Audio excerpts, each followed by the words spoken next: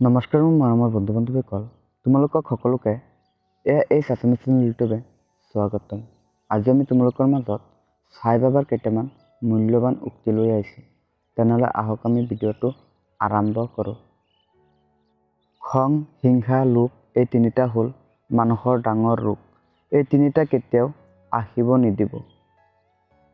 শ্ৰদ্ধা কৰা, ধৈৰ্য ধৰি কাম কৰা, ঈশ্বৰক আপোনাৰ মংগল কৰিবই।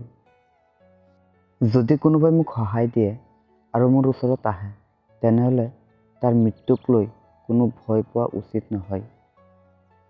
যদি মোৰ কোনো ভক্তই পঢ়িবলৈ আৰম্ভ কৰে, তেওঁক মই হাত আগুৱাই দি সহায় কৰোঁ। মই কাৰো ওপৰত খং নকৰোঁ।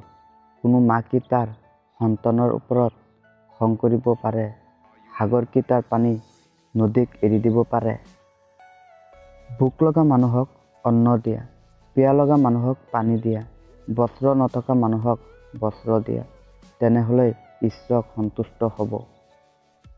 নমস্কাৰ মোৰ মৰমৰ বন্ধু বান্ধৱীসকল, তোমালোকে যদি এতিয়া চেনেলটো ছাবস্ক্ৰাইব কৰা নাই, প্লিজ ছাবস্ক্ৰাইব কৰি দিয়া আৰু লগতে এটা লাইক কৰি দিয়া। জয় আই অসম।